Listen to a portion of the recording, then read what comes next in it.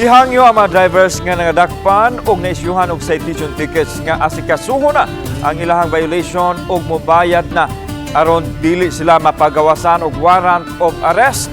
Ang detalye ni ang live report ni Nico Sereno. Nick.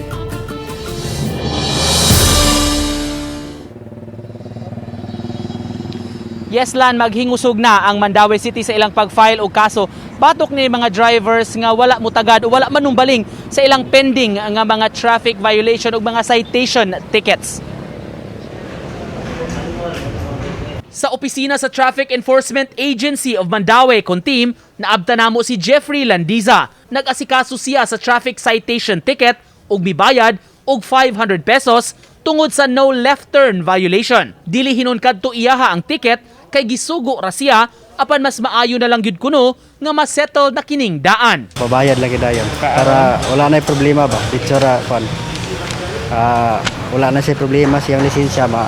Sa record sa team, menos ra kuno kaayo ang mibayad sa ilang traffic violation. Sa buwan sa Mayo lang, moabot sa 6,000 ang pending nga violations nga wala pa makabayad sa multa. Ang uban kuno daw sa wara manumbaling sa citation ticket. Kasagaran ang ilang unahuna good kanang moralagwa ang citation, not like sa TOP.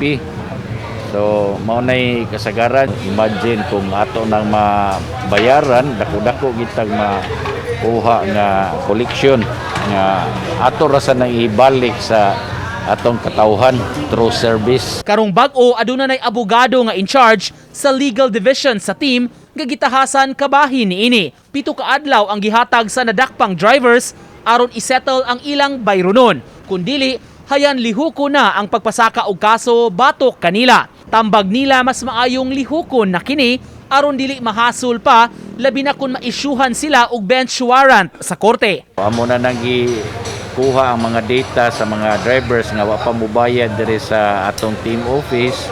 So si Attorney Awing makikoordinate sa city fiscal para mapadad-an og mga sumon ang katong mga violators.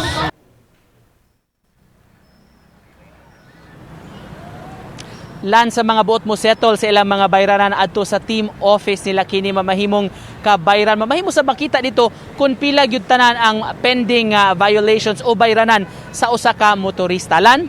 Daghang salamat Nico Sereno.